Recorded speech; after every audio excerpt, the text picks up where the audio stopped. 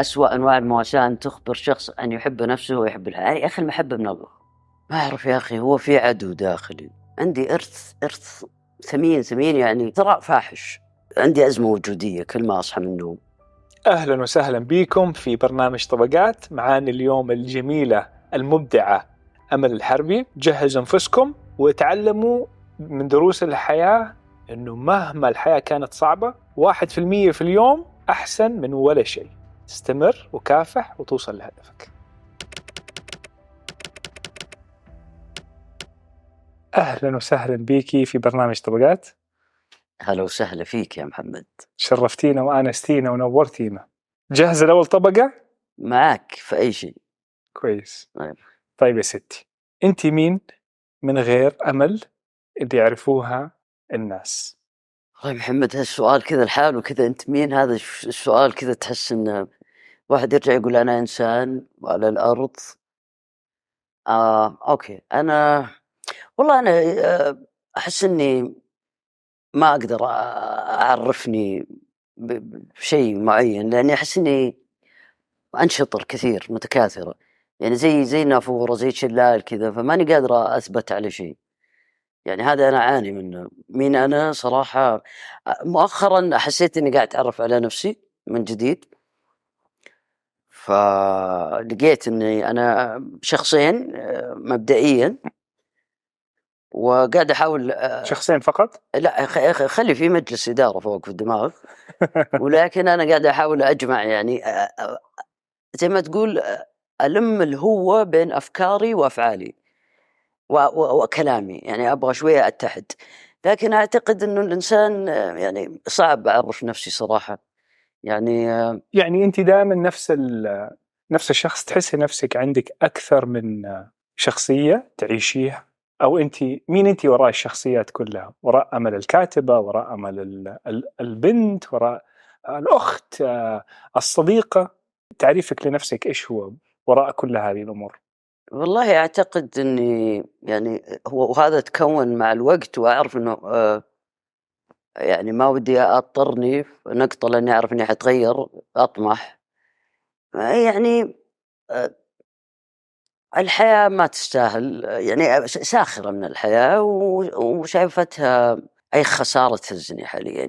يعني أحس إني متكية وخارج الحياة وقاعدة أتفرج على الحياة، ودي أوثق رحلة الناس للجنون اللي ماشيين فيها يعني. طب حلو، بس إنك شايف أن الحياة بسخرية هذه، أو يعني بعدم جدية، لكن قاعدة تصنعي محتوى معين خاص فيكي، كتابك فعلا مثلا كتب جميلة، يعني كلام حلو، طريقة الكتابة.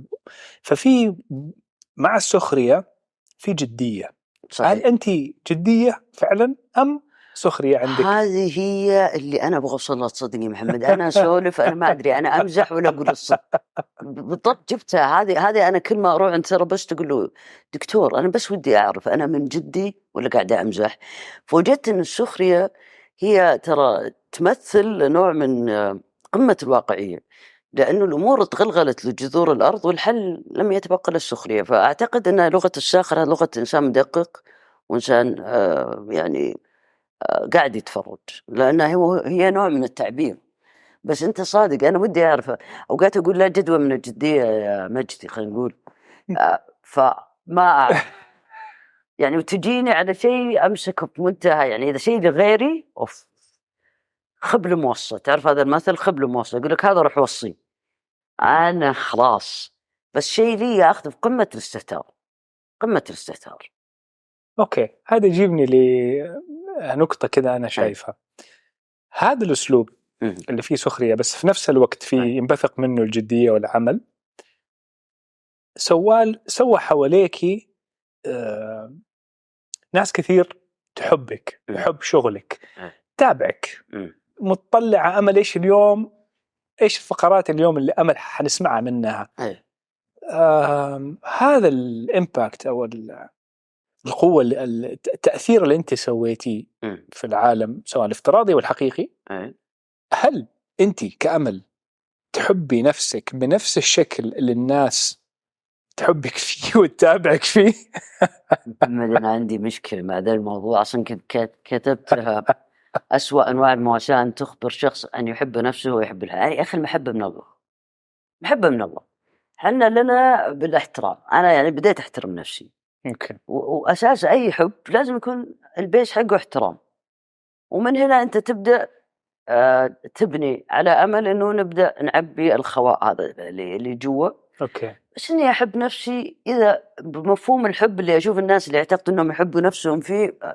طب اشرحي لنا من نظرك كيف تحبي نفسك؟ يعني أنا أعتقد صاحباتي أو أهلي أو المجتمع اللي أشوفهم يحب نفسه، اللي يهتم وين يجلس وإيش يلبس وكيف يأكل ويروح يسوي سبا أيوة. لا، أنا أعتقد أنك إذا تحب نفسك فعلا تتوقف عن كذا شغلة أنت تعتقد أنك قاعد أنك تجامل على حساب نفسك كثير، أو تروح أماكن أنت ما تبغى تروحها، أو تعمل أشياء أنت ما تبغى تعملها. هذا ما أعتقد أنه هذا أكثر شيء يوخر نفسك عنك. يعني كل ما جيت على نفسك كل ما راحت عنك. يعني تقولي لا لما لازم تقولي لا. أيوة.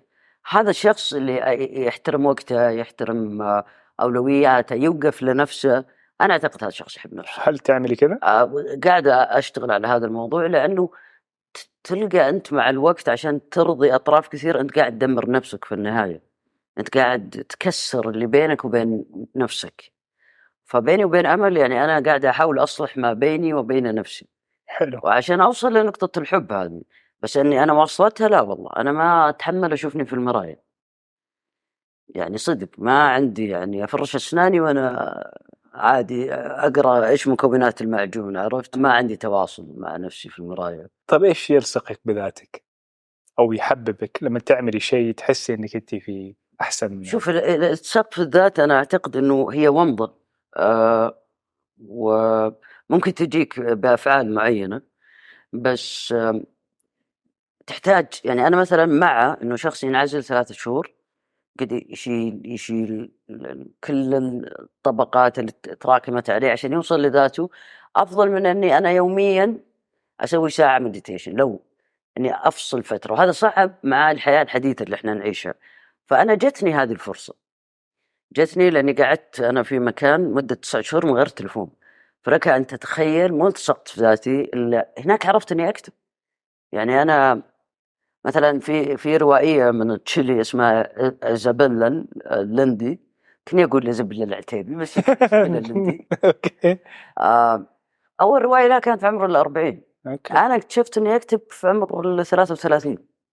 بس انحط لي environment فيه من البريفليج ومن الامتيازات ما تحصل للناس كثير. فالاتساق في الذات أنا أعتقد في أشياء تقربك منه وفي أشياء تبعدك منه. كل ما عبيت الغرايز قول يور ذات تبعد عنها. تمام. حلو. فين رحت 9 شهور؟ كانت رحلة يعني علاجية. حلو. فيها تأمل وفيها أشياء كثير يعني. حلو. وكانت إجبارية صراحة. فتعرف لما أقوالك وأفعالك ما تناسب الركب وقاعد تجيب العيد، فيقولوا لك تعال حبيبي وقف هنا، تعال نعيد، أنت دي إيش يسمونها disorientated. أوكي، يعني وصلت القاع. أيوة القاع يعتبر قاع. أيوة. وكان في ناس بس وناس ساعدوكي عشان تطلعي؟ يعني كان في ناس حواليك في هذا الوقت؟ مهما ساعدوك الناس، إذا ما طلعت أنت متسلك، ما أعتقد حتاخذ الكنوز معاك اللي التصقت فيك بالغصب. لأن القاع كله. بس في الرحلة هذه في أحد ساعدك؟ أكيد وممتنة لهم للأبد. أصحاب ولا أهل؟ والله من طبعا الأهل كانوا دائما صف أمامي، وفي الشخصيات أنا ما أقدر أنا يعني دائما ممتنة للأستاذة سحر الإدريسي. يعني هي يمكن ما تعرف قد إيش هي إنسانة غيرت حياتي يعني. وعادة المساعدة إذا أنت ما رفعت يدك، والله لو جت أمة لا إله إلا الله عشان تساعدك صعب. طيب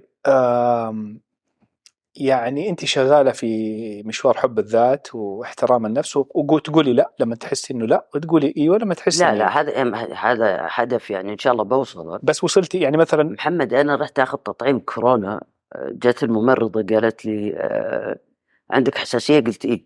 جاء الدكتور قال لي وش الحساسية؟ قلت ما عندي. قال ليش؟ قلت إيه. قلت استحيت أقول لا.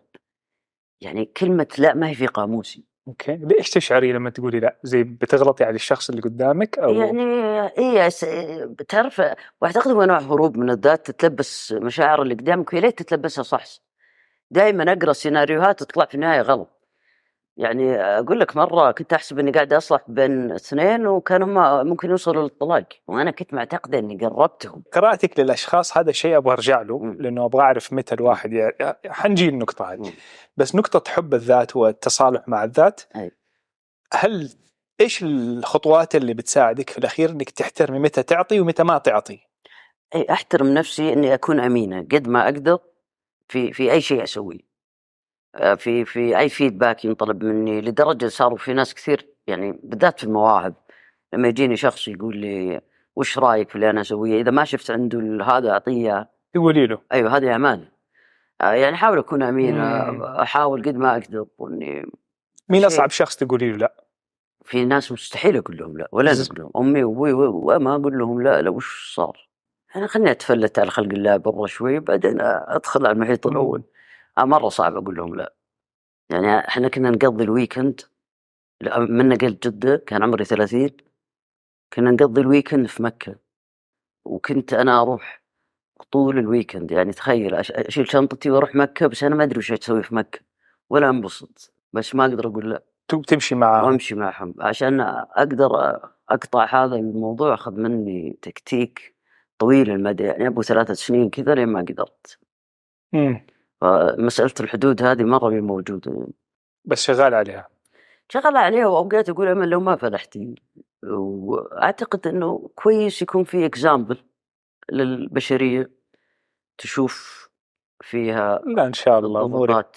والله ترى هذا يعني موقع قوي انك انت تكون افراز حقيقي للانسان الحديث يوم ما يحدث فيه، وخلي الصغار يشوفوا القصه. يعني المنعطفات الخطره اللي ممكن تؤدي انك انت توصل ذا العمر وانت متوهق قاعد في عزيمه صب قهوه ما انت طايق ولا احد فيها. عرفت؟ بنستفيد من هذا الموضوع، لأن هذا الشعور مو بس أنت ترى تحسيه، كثير من الناس تشعر فيه. فجأة تلاقي نفسك في مكان بتعملي شيء ما تبي تعمليه، بس في الأخير أنت بتعمليه مو عشان إرضاء الآخرين. تلاقي نفسك في محل. أنت بيرفكشنست محمد؟ آسفة إذا قطعتك. تعتقد؟ يعني أحس إني ماني بيرفكشنست، بس أنا أظني بيرفكشنست. أوكي. أنا أحس بعض الأحيان كثير من الناس، وأنا منهم بعض الأحيان تحسنت كثير، ألاقي نفسي في عشاء أو بعمل شيء فعلا لاني أبغى أكون في المكان، وأبغى عندي شيء ثاني في بالي أبغى أسويه، وتلاقيني بجامل على حساب نفسي. وبعدها أحس بنوع من أنواع يعني ليش سويت زي، ليش سويت كذا، زي ندم أو إحساس فأحس إنه الشعور هذا ما هو جميل، وعلى المدى البعيد يفرغك تماما من طاقتك اللي فيها الكرياتيفيتي. فكل ما تحترمي طاقتك هذه وتعمل الأشياء اللي تبغيها ترتفع، وتركزي على أعمالك والأشياء اللي تحبي تسويها. طيب، صفة تبي تغيريها في نفسك؟ الكسل والتسويف اللي هو procrastination، اللي هو التأخير في عمل المهام. يعني محمد أنا عندي دواء حق غدة المفروض أخذه أول ما أصحى من النوم، أصحى أشوفه أقول له بكرة. عندي تسويف مرعب يا أخي، ما أعرف. تحسي أنتِ مسجونة في عقلك؟ أعتقد نعم. والخروج منه يكون مؤلم؟ قاعد أحاول والله مؤخرا، وهذا يمكن يكون غريب أني أنا أقوله، قاعد أحاول في المديتيشن بقوة أني أفصل نفسي عن أفكاري، لأنها وحش طريد كذا، عاصفة في راسي فمضيعتني. تعمل رياضة، تتحركي شوية، مو رياضة بمعنى رياضة. أتمنى والله أتمنى، بس بحاول إن شاء الله، يمكن في بعد سنتين كذا إن شاء الله. طيب، صفة تبي تغيريها فيك؟ الكسل، التسويف. أيوة التسويف. أوكي. أو هي عادة. التسويف عادة ولا صفة؟ الاثنين. أيوة. هي تبدأ عادة وبعدين تصير صفة. أوكي، لا هي عندي فأنت تغيريها وتتغير الصفة. يعني عندي ديدلاين طول الأسبوع ما أكتب ولا شيء، يوم التسليم أصحى 7 الصبح وأطق مرة واحدة. أنا أحس إني ما أمشي بالعقاب. تحبي تشتغلي تحت الضغط؟ أعتقد إني ما أقدر أشتغل بلعنة الخير. بصراحة يعني خلينا نقول الضغط سوري لا بمصطلح ثاني. فأعتقد الضغط أيوة إيه. يعني لازم أخاف. تعرف الناس هذه لهم مهام معينة في العالم، يعني يشتغلوا في محلات مثلا فيها ضغط عالي أيوة. وهذا يمكن فكرت عمرك تشتغلي في محل في أنا والله هاي نفسي أليرت؟ أشتغل قرصون. إيه. حاولت بس مهاراتي اليدوية ما هي تكون يعني. بالعصير على الناس، ممكن تجيب العيد. كلمزي أيوة، فكانت حتكون مصيبة. طب صفة أي تبي تكتسبيها نفسك فيها، تقول يا الله نفسي يكون عندي هذه الصفة؟ والله كثير، بس خلينا نقول أكثر واحدة أو قد ما تبغي. محمد أنا قاعد أفكر في كل الصفات اللي عندي الحين. الصبر طبعا. طيب. بس غير الصبر ودي الإقدام كذا يعني. أوكي أنا من دفاعية مرة، تنجز. نشيطة أحتاج نشاط حاليا. أوكي. أعتقد ماني نشيط. تنامي كويس؟ أنام كويس، بس حاليا أنا يعني إن شاء الله ناوية الشهر الجاي بس أخذه كذا التركيز على الصحة والغذاء وكذا. أبغى نشاط، أبغى كذا، أبغى مخ شارب، أبغى نشاط أحسني مرة. أوكي. أي. لأنه هذا يجيبني لسؤال ثاني. أي. عندك ما شاء الله أهداف كثير. أي. ومنها تنجزيها. أي. ومنها توصلي خطوة قبلها أو خطوتين قبلها بعدين توقفي. أي. إيش اللي يخليك لما توصل الأخير توقف؟ ما أعرف يا أخي، هو في عدو داخلي يعني. أوقات أمسك كتاب أجي عند الصفحة الأخيرة هذا يمسك المايك ويسيطر في الدماغ وأرمي الكتاب كذا. ما أعرف حتى يجي على يعني ما أدري، أنا أحس في عدو داخلي. تحسي إنك تخافي إنك تخلصي بعدين إيش حيصير بعدها؟ تخافي من الأنون أو الأنسرتينتي؟ بالعكس شوف هو بالعكس جميل. جميل تستوعب إنه الأشياء هذه ما حتشبعك أبدا. تنتظر حلم جديد، لأنه مشكلة إنك تقعد بدون حلم. مشكلة. خلي الشغف وخلي الأقوال وخلي الأهداف. لا، حلم purpose شيء هذا يحييك. فلما تنجز أو تخلص شيء، وأنا أنا كسلانة في الإنجاز، أنا أخذ وقت مرة طويل. بس آمنت بالله اللي الصفة اللي أنا اكتسبتها ما كانت فيني، هي عدم التوقف، الاستمرارية. لو أزحف لو أحط كل يوم حبة رمل I'm gonna go. لأنه فكرت يا محمد، في ناس تقول لك هذا شيء مرة أعوذ بالله الله يعطينا طولة العمر. لا، هذا يا حبيبي شيء إيجابي. في ما أدري وش هي، حشرة ولا طير، ما يعيش إلا 24 ساعة. فتخيل أداء الرجل هذا ولا حشر سوري في 24 ساعة. فأنت حتعطي أحسن ما عندك اليوم، لأن احتمال وهو فعلا ممكن يكون في يوم هذا آخر يوم عندك. فيخليك شوية كذا همبل، يعني عندك تواضع. أوكي. فعادي اليوم لو ما قدرت أحط له رملتين الأمور زينة. وتعلمتي هذا الشيء متى؟ تعلمته صراحة لأنه النظر إلى كافة التفاصيل أمر مرعب. ومن كثر لأن الكتابة تتطلب منك أنك تتعمق وتحاول تشوف الصورة كاملة بس لما تجي أنت قاعدة أقتل الأيام، قاعدة أقتل اليوم، لأن أنا وقت نومي بدواء، فأقدر أنام أي وقت أبغى. هذا لعنة عندي. تجيني أيام من 9 بالليل أنا خلاص قفلت اليوم مو مناسبني. لكن عقابي أو هي اللعنة أني أصحى ألقى نفسي زي ما أنا بالقدر والمقياس، لأني ما سويت شيء خلال هذا اليوم، أجلت لبكرة. ما في غدا. ألم يكن الأمس يوم، الغد ومات حين أصبحنا. ما في بكرة. حلو. فجميل هذا الشيء يعني خلاني. طيب يعني تشتغلي من قلبك وما توقفي وتاخذي خطوات بسيطة يوميا. في شيء تاني مقابل هذا الإحساس يحاول يوقفك تحسيه أو يضايقك؟ شوف، يمكن هو من باب الحرية اللي عندي. يعني أنا إرثي العظيم، عندي إرث ثمين يعني لو يدروا عنه يعني ثراء فاحش، وهو الإفلاس في كل شيء. أنا ما حد يقدر يحاسب، مرفوع عني القلم.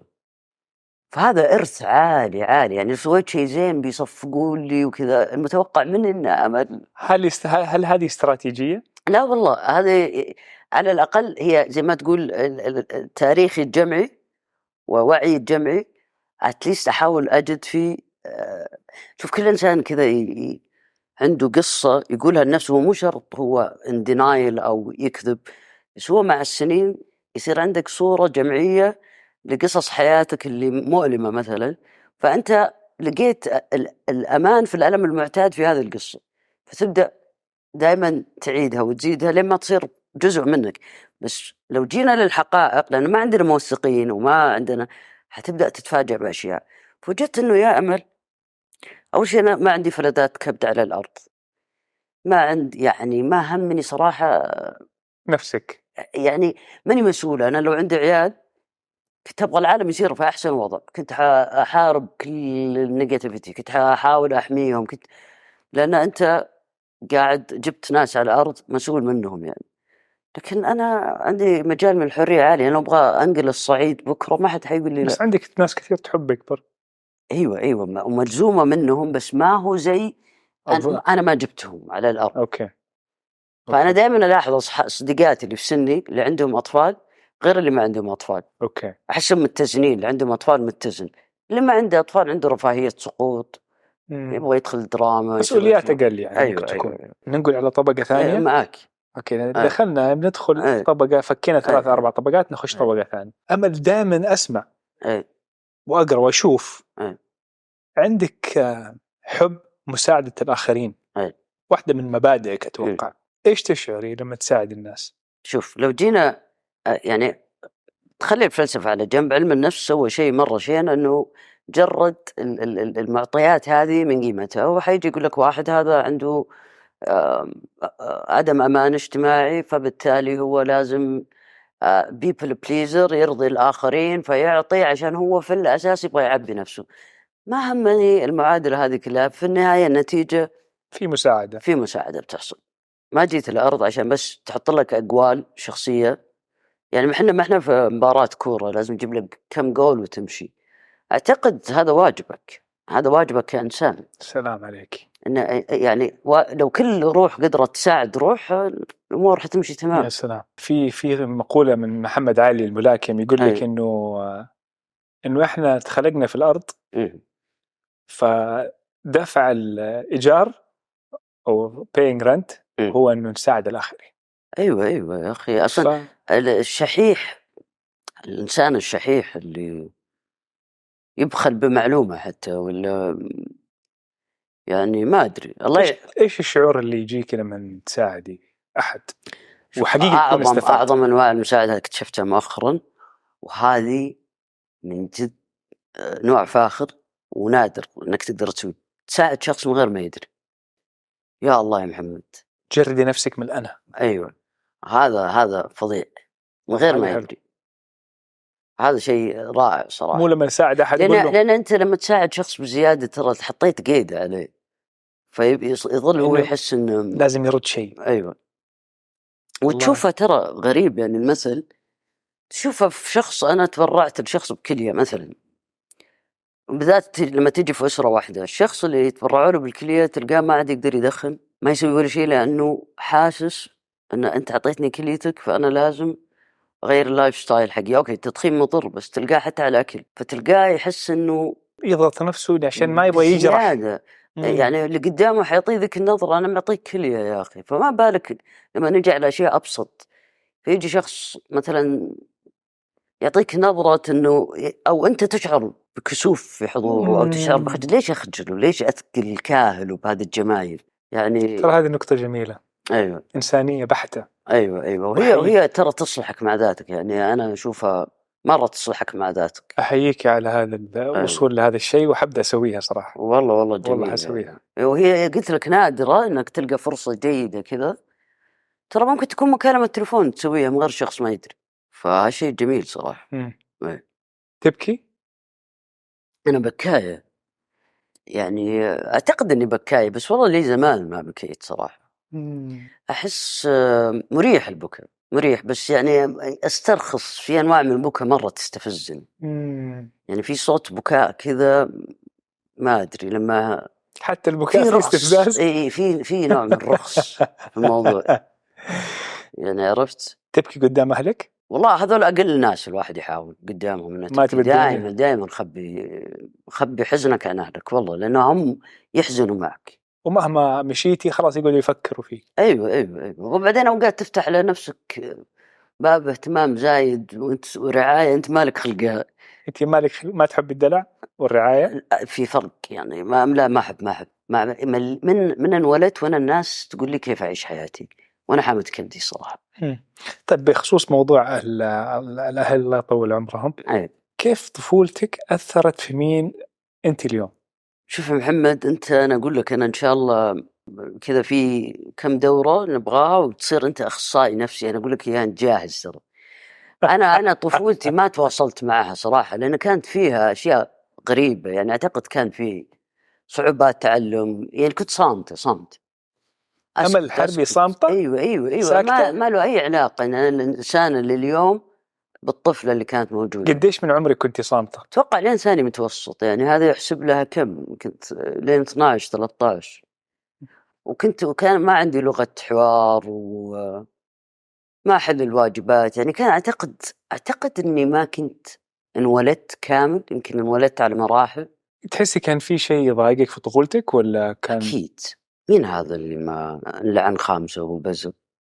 يا إذا مو من البيت من المدرسة، إذا مو من المدرسة من الأقرباء، يعني أعتقد الأطفال أي شخص بلا عقد شخص ممل. لو عندك طفل اليوم إيش توفري له شيء ما كان متوفر لك عشان يطلع طفل أفضل؟ أعتقد ما راح أوفر له، لأنه أسوأ شيء إنك تكبر وتطلب كل شيء تحتاجه. هنا أعرف إن أنت الحياة هزمتك، وأعرف لأن كل التربية اللي إحنا قاعدين نسويها للصغار اللي أنا أشوفهم ما في شيء اسمه استقلالية.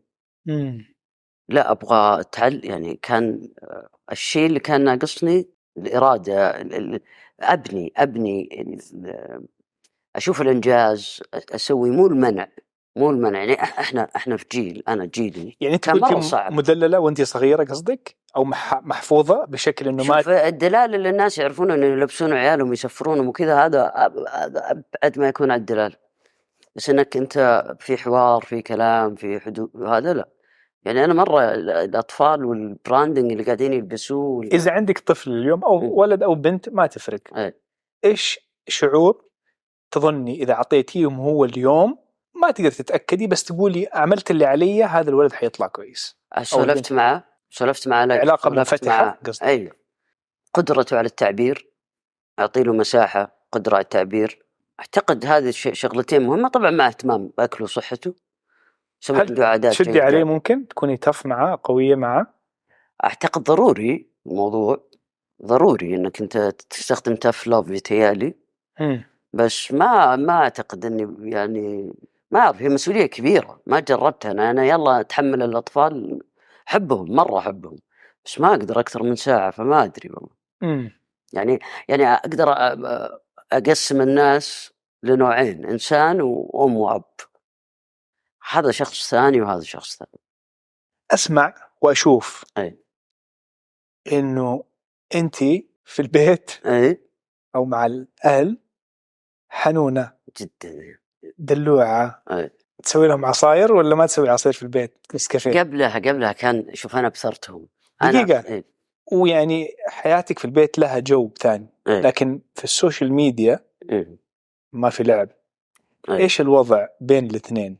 متى أمل دي تطلع ومتى أمل دي تطلع؟ شوف عادة أنا نصور أول ما أصحى لأني أكون حانقة جدا، يعني عندي أزمة وجودية كل ما أصحى من النوم، يعني أقعد أتذكر أنا مين وليش وأجدد العهود وأهدي نفسي.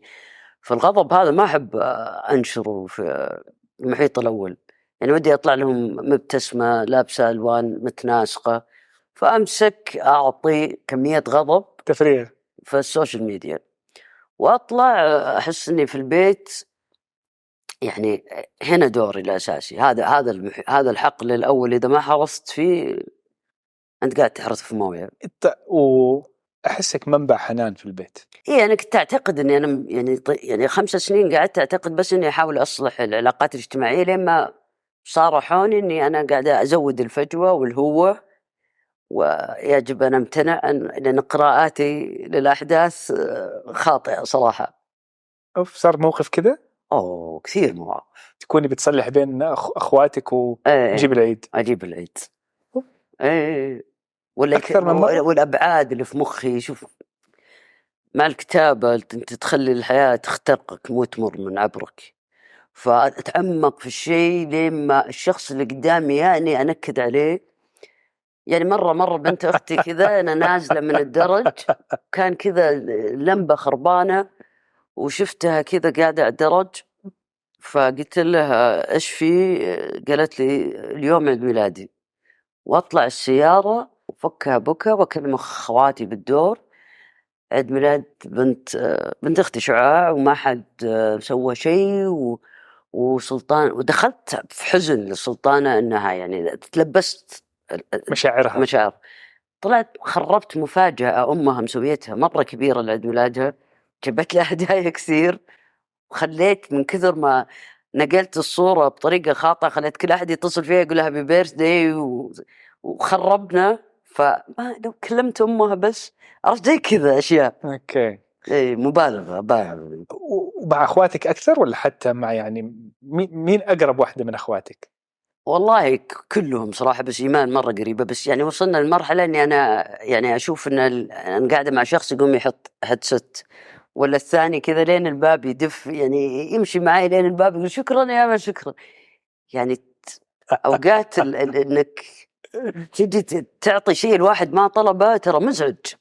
أوكي. مزعج يعني أحس إني بديت أصير مزعج. عرفت؟ تبي تعطيهم زيادة، عندك حب كثير. تبي تعطيهم هو. أيوة. ما تعطيه طب العالم الخارجي بس للبيت. إلا والله شوف أنا شفت أحد يعني إذا أي روح حاضرة قدامي أحس أن حضورها يجب أن يحترم حتى لو كان الشخص غير محترم. فتلقاني من ريل لايف غير في السوشيال ميديا. بس لاحظت شيء فيك، استخدمت العبارة دي أكثر مرة. مش تتقمصي بس تعيشي مشاعر الشخص اللي قدامك. هذا يدل على شيء. هو سلاح ذو حدين. بس تعيشي مشاعر الشخص اللي قدام، تفكري كيف هو يفكر. فما تحبي تجرح الناس، حساسة خفيفة تظل ظريفة. يهمك شعور الآخرين. هذا طبع جدا جميل. ومو كل أحد يقدر يعيش ويحس. معناته أنت عندك اللي هو يسموه الذكاء العاطفي عالي جدا. بالنسبة لذكائك العاطفي هذا تحسيه معاكي ولا ضدك؟ والله شوف أنا لا أعتقد أنه نظرة واحدة أو فكر واحد كفيل أنه يوريك أبعاد الوضع. فأحب يكون عندي سبورت سيستم، ناس أثق فيهم حتى لو ما أكلمهم دائما يعطوني كذا. لأنه أنا مع نفسي كثير أتوالد وأصوات كثيرة في راسي. أعتقد أني أنا البيس عندي موجود لسه حتى لو أنه مخروم. يعني أنا خايفة في يوم البيس يروح ويصير مالتي بيرسوناليتي ديسوردر إلى هذا الحد يعني. فأحس إنه مزعج الموضوع. ذكائي ما أعتقد إنه قاعد يجيب لي، أعتقد قاعد يشتغل against me، لأن أنا في أشياء تشتغل against me. أعتقد أنا هذه قضية مؤخرا التفت لها اللي هي تدمير الذات. أنا أعتقد عندي تدمير ذات. قبل ما نروح لهذا وأسألك سؤال بخصوص هذا الموضوع. ذكائك العاطفي أو إحساسك بمشاعر الناس الآخرين، هل أنت دائما تحسي إنك ملزومة إنك تعطي، ولا ممكن تأخذي في وقت، ممكن تطلبي خدمة من أحد؟ والله شوف ما أطلب خدمات كايدة أبدا غير ممكن تناولني منديل ولا، لأن ما أبغى في يوم يعني مثلا لتسي أشياء بسيطة. طب ليش؟ لتسي أنا منكدة وجبت أحد يسولف معي وهو منكد في يوم وقال لي تعالي وأنا مالي خلق أروح. عشان كذا ما عندي شلل. عرفت؟ ما أحب الواجبات والالتزامات لأن أنا عندي فترة أنزوي واختفي. فما أعتقد أحد راعي شلة يقدر يختفي إذا ما هذه ردت ذيك ردت ولا كلموا أهلك ولا. فما أحب أطلب بصراحة. هذا شيء عندي مشكلة في الطلب. بس قبلها السؤال أنه العطاء، ترى أنت محمد من الناس اللي جدا معطاء. طول ما أنت برا بيتك أنت قاعد تعطي ابتسامة، السلام عليكم كيف حالك، طبطبت على هذا وجود وعطاء يعني. بس إني أنا يعني الفزع لها حدود. يعني وقفت فيك السيارة في الشارع نص الليل تبغى تروح طوارئ اسم الله عليك ما عندك أحد، أبشر. بس عيد ميلاد فلانة ولا شلون نفاجئ ذا ولا بيبي شاور ولا الله معكم الله معاكم. طيب أقول لك شيء، ما دام نتكلم على أصدقاء وكذا، إيش الصداقة تعني لك؟ الصداقة مو بغزارة التواصل، ولا هي تعرف الصديق وقت الضيق، لا، هذا بني آدم عنده حياة وعنده سياق وعنده ظروف، أنا ما أقدر ألزمه يا أخي بمزاجيتي وأفعالي البسيطة. يكفي أني أنا أثق فيه، سواء كان خبل كان مزعج كان، أثق فيه وأعرف أنه ما ممكن يضرني. يعني إيش أبغى أكثر من كذا؟ أصدقاء، ترى أنا أقرب أصدقائي بعد يعني شخص يفهمك. أنا محمد لو غبت عنك أو عن أي صديق قريب 10 سنين جيت اتصلت حنمشي نشبك من الوقت اللي كنا فيه. أصحابك قليل بس جودتهم الجودة أيوة. عالية في العلاقة. أيوة، أما الصداقة المشروطة هذه بالتواجد الدائم حتكون أنت أصلا مثير لشهوة الاستغلال بالنسبة للنرجسيين. النرجسي كل موقف يحكيك عنه كأنه فزعة، تعال معي هذا المكان، تلقى نفسك انسقت، وهنا تبدأ تفقد علاقتك مع نفسك. بس تقدر تستخدم الناس اللي ما انت قريبين منهم اللي بيضغطوا عليك انك تقول لهم لا، تبدأ تعودي نفسك تقولي لا. لما يجيك الشخص بعد فترة طويلة، يجيك شخص دائما عنده أزمة، دائما عنده أزمة، بس الأزمة هذه لبناء حياتك أنت. في ناس وكثير ما يعرف أنت ترى قاعد تبني حياة غيرك مش حياتك، إذا ما كان من أفراد أسرتك. في ناس يكون شخص. كيف تعرف الفرق؟ يبان مع الوقت. قولي لي الشيء. يعني أنت عندك امباير معين، مثلا خلينا نقول طبقات كبرت مرة، صارت شركة كبيرة. إذا أنت اللي معاك بيكبروا فأنت شخص فظيع. بس إذا بس محمد اللي قاعد يكبر وكل أحد حول محمد محل كسر، ودائما محمد عنده أزمة، بالله لا، يعني غير فريق عمل، أنا أحكي على المجتمع اللي عندك. فأنت دائما عندك قضية، دائما عندك مشكلة، دائما عندك شيء، فتلقى اللي حولك دائما قاعدين يحاولوا يساعدوك، بس تجي مع الوقت تكتشف إنه أنت بتستفيد هم لا. ايوه، مو لازم استفيد، بس قد ما انت قاعد تاخذ من وقتي وطاقتي وعافيتي واوقات انا بضغط على نفسي عشان اجيك، لان انت كل اسبوع عندك قضيه. بالله تعالوا معايا المكان هذا عشان انا عندي قضيه شاغرت لي كذا. لا حبيبي، هو بناء الحياه مو بس عمليه اجتماعيه. فتلقى انت الشخص هذا انت ما ادري هذول الناس يعني في خطرين.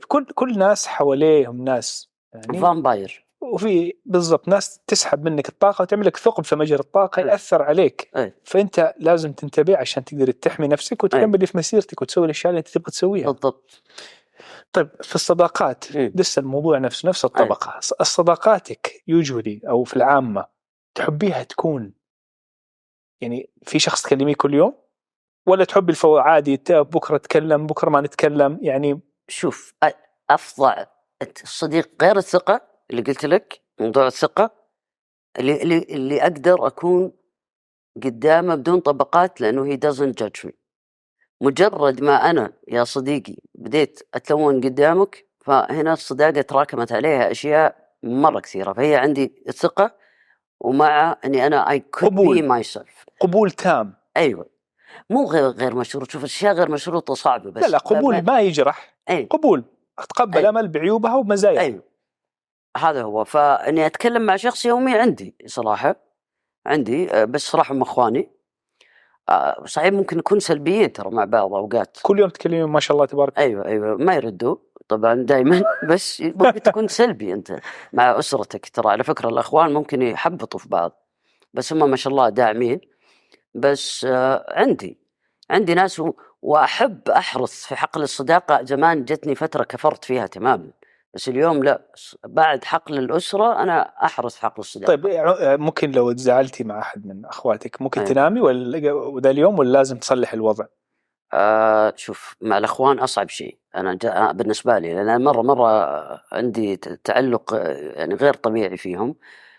لاحظت أني كل ما أجي أبغى أصلح الآن وفورا وحالا أنكب الدنيا، فصرت أقول لا، هذا أتحملي جزاء، يمكن يكون نوع من التكفير، ويمكن لازم أعطي الشخص 24 ساعة أذلف عن وجهه شوية عشان ينسى وش سويت. ترى مو غلط. بس من حب الشخص للشخص تبغيه ما يزعل، فتبي تصلح الآن. أيوة، فألقاني أضغطه، فأقول هذه أنانية مني لأني أبغى أرتاح، بس هو مو جاهز. فندي الأمور وقتها. أيوة حلوة. شوف قاعدة 24 ساعة من قليل القواعد اللي أنا أحبها. Just for today أحبه، وقانون 24 ساعة أنام مع الشيء. سويت طاعة مصيبة أختفي، سويتها 5 المساء أختفي لين 5 المساء ثاني يوم، بعدين تعال تتكلم. حلو. لما تكتبي إيميل أو رسالة ما ترسلي على طول، تكتبي لما النوتس مليان. ونص مرسول ولا هواية؟ لا هواية عندي أكتب وما أرسل. طب والله ذكاء هذا. هذا معناته إن أنت مندفعة تقولي، بس أنا ماني شايف هذا الاندفاع. لأنك لما تحط الشيء على الورق ترى هذا أو whatever حاليا معنا، ترى مرة ممتاز تقرأ بعدها تشوفي نفسك كيف تفكري. أيوة. وتقولي لا أنا ما بظهر بالشكل ده، أبغى أحسن أكثر. أحسن بعدين في الأخير تقولي تعرف شيء، كل هذا مو أنا، ماني راسله. بس فرغتي الشحنة. أيوة الكتابة علمتني أشياء مرة كثير، زي الدينة في دينة منها هذا الشيء إن أنت حتشوف هو بعد ثالث. يعني زي ما تقول إحنا في دايمنشن 3 تبغى توصل ل4. الكتابة أنا أحسها نوع من هذا التواصل، إنك تشوف نفسك على الورق أولا. هذا في نوع كان من خطوة في برنامج، تقعد شهر كامل تكتب الموقف، الأشخاص، الشعور، يعني كذا الأشياء الومضات الحارقة في رأسك والأشياء اللي في نفسيتك معلمة تكتبها لمدة شهر كذا. تدعي ربي وتبدأ تكتب، بس تعبي جدول. ما تكتب القصة كاملة. مثلا موقف يوم الملاهي، أوكي، مين كان معاك وإيش الإحساس اللي أنت شعرته. فادك ده بعد مرة كل يوم تسوي لمدة شهر. لا الآن تسوي؟ والله الحين قربتها على تعويضات. دائما كل فترة أكتب تعويضات من أشخاص لازم أعوضهم، يعني لأن استيعابي ما هو لحظي ولا فوري. دائما استيعابي يكون وعدها بوقت، لأن لحظي فوري كذا فيه غليان عندي، ما صعب أقيم الموضوع. فتسامح نفسك يا أخي، تشوف أنك أنت مستحيل تصرفت هذه التصرفات وكان عندك نوع من الصواب. فتبدأ يعني الكتابة أنك تحط نفسك على الورق وتشوفها بعد فترة، ترى مرة أوقات تقول والله إني خبل، أوقات تقول لا كان معي حق، أوقات تقول لا أنا سامح نفسك. في مراجعة للنفس. أي في مراجعة للنفس جميلة حلوة جدا. حلوة. ومسامحة للآخرين أيضا. يعني مو شرط إنك تكوني كاتبة زيك عشان تقدر أبدا. أي أحد ممكن يمسك ورقة ويكتب ويطلع كل مشاعره ويقراها ويشوف إيش وضعه. معني أنا ماني ملتزمة شغلة 20 minutes ولا أكتبي وكذا، ماني ملتزمة، بس خلال الكتابة حقيقي طريقة علاج يمكن جبارة لما تمسك موضوع كامل وتقعد تنطلق فيه يعني. طيب نقول على طبقة تانية كذا. ما شاء الله اليوم ألوان وكله كذا. نسيب حافظ هذا إذا نفسيتك تعبانة تلبسه بدون ما تروح تربست ولا يغير لك نفسية.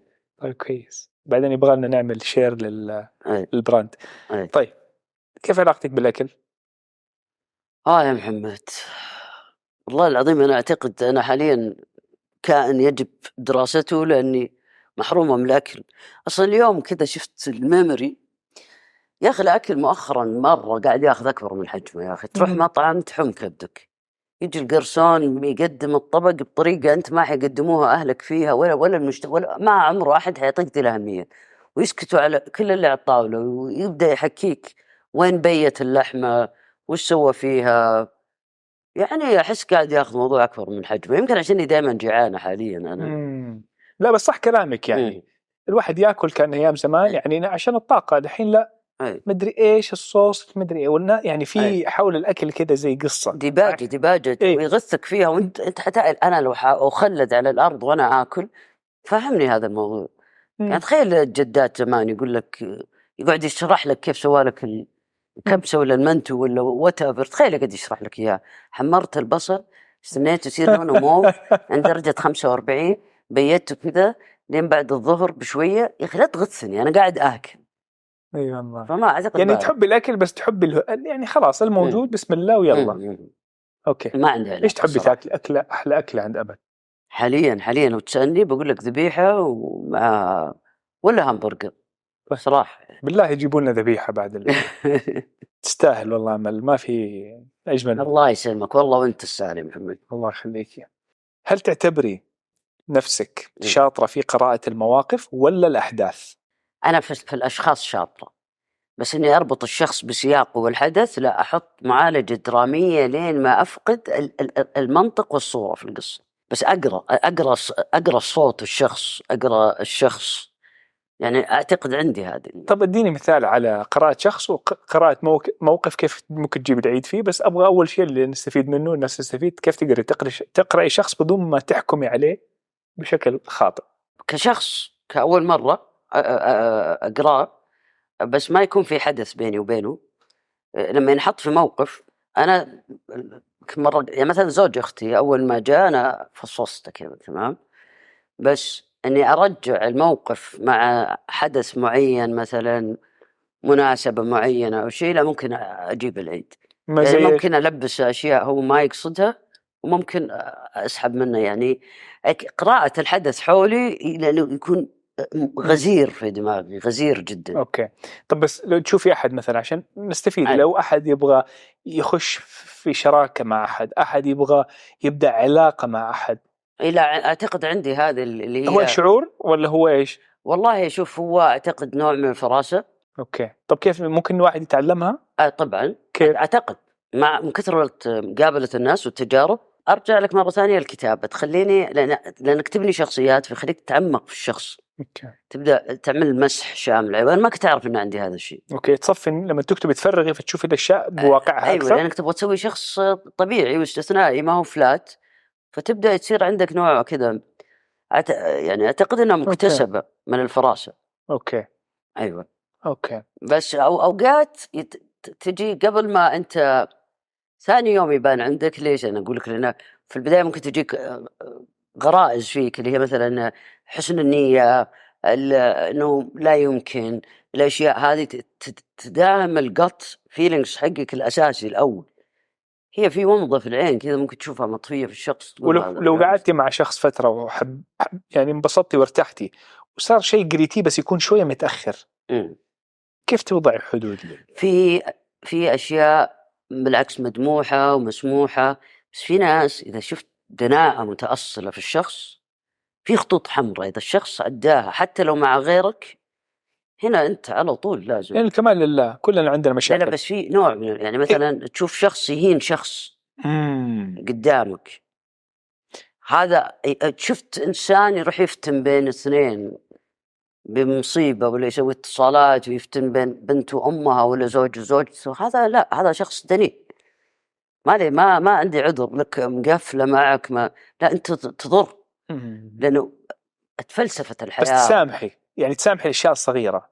اي لا المسامح انا ما مرة المسامحة عندي هدية، ما لي فضل في هذا من ربي. حط لي مساحة. ما تكره يعني، ما تعصب مرة لا، يعني في حياتي كلها كمان الحين انا في منتصف ال40 يمكن عكست شخصين في حياتي بس.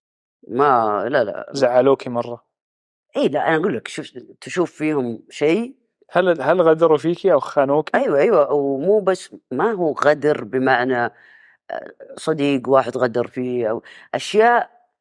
انت لانه شوف فلسفه ويقول لك فيه الخير في الارض والشر في الارض، فيه هذا اكيد، والانسان يولد على الفطره وذا الكلام، بس في ما طيب بس كان متاخر انك اكتشفتي ان هم ضارين بعد فتره طويله. ايوه يعني اكون اعطيت. وايش صار لك وقتها؟ تاثرتي؟ ما خلاك تعيد النظر في انت مين بشكل عام؟ خلاص هم صاروا صفحه بيضاء ما هم موجودين بس انت تاثرتي؟ اي طبعا. ايش الشعور اللي اثر فيك؟ ياثرك اول شيء انك تفقد ثقتك في عقلك، انه كيف عقلي قدر كل هذه الفتره يصور لي كل هذه الامور بمنهجيه مقبوله انسانيه. عقلك خطر جدا، يقدر يقنعك باشياء. تظن الثقه العمياء كانت لها سبب؟ طبعا الثقه، الولاء المطلق هو عمى، ما تعطي احد هذا الشيء. الولاء المطلق يخليك اعمى. الثقه العمياء برضو هذا يعني اننا حتستعيد النظر في يوم. يعني لازم الشخص يكسب الثقة شوية عشان تعطيهم أكثر.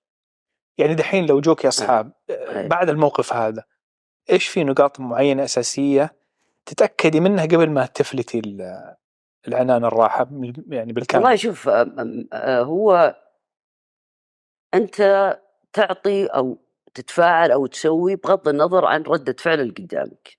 بس اليوم مثلا الحذر حيكون إذا بجيب ضرر حتى النفسي ممكن يضر اللي حولي لأنه يشوفوني أنا في حالة ضرر، بس العفوية ما زالت موجودة في التعامل مع الناس. دائما سبق الأفضل إلين ما تمسك الشيء، ومو أنك أنت مستقعد. فاهمك. لا يعني صرتي مرنة أو ما تشخصن الموضوع. إذا صار شيء الآن إن شاء الله ما يصير، بس إذا صار شيء ضايقك في علاقة من العلاقات، تأثرك حيكون أقل، لأنه طريقة نظرتك من للأمور يومي هي أقل. من يومي أقل، بس أوقات تشعر أنه كان عندك قصور حسي أو فكري، أو أنه مخك شاطر يلعب لك في أنك ما تقرأ تاريخك الجمعي مع الشخص هذا. ليش استنى تاريخي يصير جمعي معاه عشان أشوف النتائج؟ لأنه في ناس تبدأ تشوف اللي حوله كلهم يتدمروا نفسيا، بس كأكشن فعلي يصدر منه نحوهم أنت ما تلقى. بس بعد 10-15 سنة تبدأ تلاحظ أنه هذا الشخص يعني جمرة خبيثة في مكان. وهذا الشيء يحتاج يعني بصيرة يعني وصبر وسنين عشان ممكن يكون درس ليكي. أيوه. طب إيش تعلمتي بعد كسرهم ليكي؟ إنه إيش؟ ممكن يعني إنه إحنا بشر ونتواضع، لأنه إحنا كائنات في الأرض ما نحيط علما بكل شيء. يمكن جهل يحيط علم بكل شيء، يخليك تعرف إنه دائما تركها على الله والنوايا على الله. بس أنت في النهاية عندك قدرات محدودة، لا تستذكي بزيادة. حلو. أيوة. حلو، لا تستذكي بزيادة. أيوة، لأن أنت في النهاية ما تقدر تشوف كل الأبعاد يعني. طب في كثير كوميديين، شخصيات كوميدية يعني انتحرت، منها مثل روبن ويليامز مثلا. أنه كان مرة سكسسفل وعمل أفلام كثيرة وأعماله يعني لين اليوم تشوفيها كأنك أول مرة تشوفيها. ليش الكوميديا؟ هل الواحد يعني يهرب فيها من مشاعره بعض الأحيان؟ أكيد. شوف، هو أصلا أعتقد أنها مرتبطة. شفت لما حكينا على الطفولة فقلت لك أي شخص تم صناعته بعناية ودقة، ما أعتقد في شخص تم صناعته. قد ما تكون عندك عقد قد ما تكون أنت إنسان مميز ممكن يعني، بس مو لدرجة أنها affects your life. فأعتقد هي السخرية أو الكوميديا علاج جبار وموقف من الحياة قمة في الذكاء. أعتقد أنا من ناحيتي يعني. بس هو أنا إذا جبت على طاري الانتحار، أنا هذا الموضوع مرة يعني يهمني أنه يصير في خطوط ساخنة وأشياء زي كذا، لأنه مهما حاولنا نفهم نفسية الشخص اللي أقدم على هذه الخطوة، أنا ما أعتقد أنه يعني الحكم عليهم صعب. خطوط ساخنة قصدك للناس اللي بينتحروا مثلا؟ أيوة لازم نبدأ يعني. لازم إنه لو عنده اكتئاب ولا شيء يكلم أحد غير أهله يقدر يعبر له. أيوة يكون مختص وفاهم ودارس. أيوة ضروري. ونشيل الوصمة هذه إنه يخلد في النار لا، في ناس كثير تحتاج مساعدة وتقدم على شيء ممكن يدمر وراها. أيوة فاهم. أيوة. بس إنه أيوة، لا، السخرية هي موقف جميل من الحياة وأعتقد هو كان عنده ثنائي قطب روبن ويليامز. فهذا شخص معرض مع إنه يعني نبغى ننقل كذا على منطقة مختلفة. نبغى طبقة من طبقات أمل ما حد يعرفها من الناس. صراحة عندي محاولات شعرية بس مستحيل أطلعها. أحب الشعر، شوف أحب الشعر وغار من الشعراء جدا. نبغى بيت واحد، سطر واحد من شعر كتبتيه. ما أقدر أسميه شعر. شوف، هو نثر يعني، يمكن يكون نثر يعني، وأنا ضد إنه القصيدة النثرية ولا الشعر الحر. أنا إنسان مرة كلاسيكية في الأدب وما أبغى، فما أقدر أتطاول يعني. عندي مثلا ما هو شعر. أوكي، ما هو شعر يعني. أنا مشهور أني أقول أنا لست أديبة ولكن الحياة أدبتني يعني. كملي. حلو يعني ممكن أقرأ لك شيء إذا ودك. يعني ممكن أقرأ لك شيء إذا ودك، ممكن يكون ريليتد للطبقات. لا طيب، أول شيء كملي هذا الشعر وبعدين قولي لي واحد الطبقات. ما لا، هذا بس كذا مقولة أنا عندي يعني. طيب أوكي، قولي شيء على الطبقات. أخبروني أن إيقاظ ذهني الثمل بكل ما هو معطوب أمر مطلوب، ولكنهم لا يعلمون أن ذهني في حالة مخاض دائمة لا تساعدني أن أكون نفسي أبدا، وروحي ما زالت فتية ساذجة لا تسمح لي بالاقتراب مني إلا من خلال ظلي الذي ما زلت أبحث عنه. كيف لا يعلمون أن العمل هو نقيض الفكر؟ الحمد شيء والفكر شيء يعني. هذا شعر. طب شاعر أنت؟ لا هذا مو، هذا نثر يعني، مو نثر، هذا كلام يعني كلام. فالشعر ما أقدر ولا نطلع يا محمد، ولا نطلع. ليش ما تفكري تكتبي ولا إيش؟ لأني ماني جيدة فيه، وأنا ما أحب الدخلاء على كل واحد كان دخيل في البداية وصار داخله مع نفسي وشخمط لين قلت ما أجي. ما تحبي لما تكتبي تنبسطي، تحسي فيه مشاعر حلوة؟ إذا كان ناتج كذا عفوي يعني، بس المطالب فيه يعني كنت جميلا وأحب الكتابة فأصبحت تعيسا أكتب من أجل المال. عرفت؟ الله. أيوة. كلام كبير. من حكم خبرتك لين اليوم إيش في شيء ممكن تعطيه للأجيال القادمة ينور طريقهم شوية؟ جميل هذا السؤال محمد، جميل. الأجيال القادمة أن أحذر أنك تكبر وتحتاج تطلب كل شيء تحتاجه. ما عمرك حتكون حر يعني. إذا تبغى تطلب أي شيء ابتداء من، خلينا نبدأ من هرم ماسلو من تحت، من الغذاء، من الأمان، أنك تطلب أي شيء أنت تبغاه، فأنت هنا يعني اعمل واتعب وجيب دخل نفسك، ولك يكون لك كيان حر فيك. أيوة. لا تتوتر إنه إيش يعني ناجح، أكون ناجح. أنت مجرد مهما كانت المعطيات، مجرد أنك شخص تقدر تعول نفسك على جميع الأصعدة، فأنت you made it. مو لازم إيش الليفل ولا إيش الجمالية ولا إيش. أهم شيء هذا شيء نسبي. أيوة. أهم شيء الواحد ما يقلل من شأن هو فين في حياته. أيوة. يحترم هو فين اليوم ويبني على فوق. أيوة. أمل الحربي، اليوم أنت نورتينا وفتينا وسعدتينا، ونشكرك على هذه الحلقة الجميلة. وحنعمل معاكي حلقتين لأنه واحدة حلقة ما تكفي معك. والله يا محمد أنا ودي كذا كل 6 شهور أجيك وأشوف التغيرات. والله العظيم نمو يا أخي. أشكرك.